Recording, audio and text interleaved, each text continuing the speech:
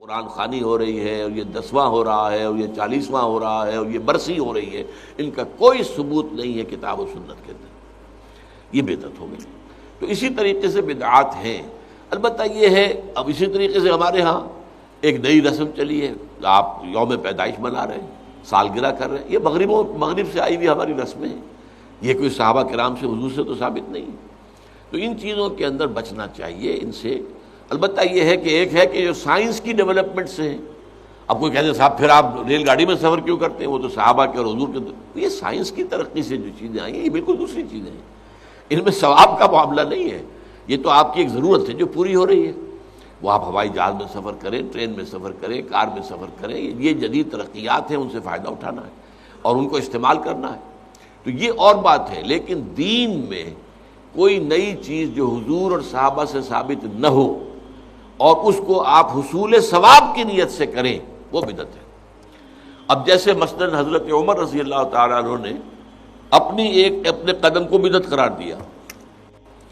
آپ کو معلوم ہے کہ حضور کے زمانے میں تراویح کی نماز کا کوئی رواج نہیں تھا، حضرت ابو بکر کے دور میں بھی نہیں تھا، بلکہ یہ تھا کہ رات کو نوافل ادا کرو اپنے اپنے طور پر،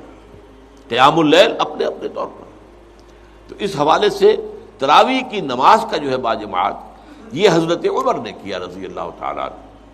کہ ایک دفعہ آپ آئے اپنے دور خلافت میں، مسجد نبوی میں دیکھا کچھ لوگ ادھر کھڑے ہیں، کچھ ادھر کھڑے ہیں، کچھ ادھر کھڑے ہیں، کچھ ادھر کھڑے ہیں، اب ایک ایک جو حافظ ملا ہوا اس کے پیچھے قرآن سن رہے ہیں، پڑھ رہے ہیں۔ تو آپ نے کہا کیا یہ اچھا ہو ان سب کو ایک امام کے پیچھے جمع کر دیا جائے؟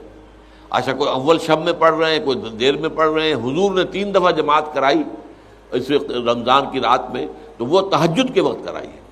وہ عشاء کے ساتھ نہیں، جو ہم تراویح کہتے ہیں کہ عشاء کے ساتھ ہی 20 رکعت ہم پڑھتے ہیں، یا اہل حدیث حضرات 8 رکعتیں پڑھتے ہیں، تو اس لیے کہ حضور نے تو صرف تہجد کی جگہ پر پڑھائی، تہجد کی 8 رکعتیں ہوتی تھی حضور کی، تو 8 رکعتیں آپ نے پڑھائی۔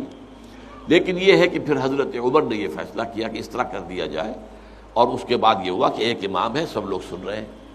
اس کے بعد ایک دن کہیں آئے حضرت عمر، داخل ہوئے، دیکھا کہ ایک امام کے پیچھے پوری مسجد بھری ہوئی ہے، جماعت ہے، ہو رہی ہے، اور آپ نے کہا نعم البدعۃ ھذہ، یہ ایک اچھی بدعت ہے جو ہم نے شروع کی ہے۔ تو اس سے بدعت حسنہ کا لفظ عام طور پر لوگ لے لیتے ہیں، لیکن یہ واضح رہے کہ یہ حق جو ہے یہ خلیفۃ المسلمین کو تو حاصل تھا، یہ نہیں ہے کہ ہر شخص اس طرح کی نئی بدعت ایجاد کر لے اور کہے یہ بھی اچھی بدعت ہے، بدعت حسنہ ہے۔ اگر ہم اذان سے پہلے یہ پڑھ دیتے ہیں، درود پڑھ دیتے ہیں، تو کیا برائی ہے اس میں؟ کوئی بری بات تو نہیں ہے درود پڑھنا، لیکن بھائی نہیں، یہ قرآن اور حدیث سے اور صحابہ کے عمل سے ثابت نہیں ہے، اس لیے یہ بدعت ہوگا۔ اس لیے جو چیز جو ہے اس طرح کی، لیکن حضرت عمر رضی اللہ تعالیٰ عنہ یا کسی اور خلیفہ راشد کا کوئی فیصلہ ہو اور وہ گویا کہ پرانے طریقے میں کسی چیز کا اضافہ ہو رہا ہو، تو وہ ایک علیحدہ بات ہے۔ لیکن ان کے بعد کیونکہ اس میں یہ ما انا علیہ و اصحابی، تو اصحاب حضرت عمر اصحاب میں سے ہیں، اور اصحاب ہی نہیں بلکہ آپ جو ہیں خلفائے اربعہ میں سے ہیں،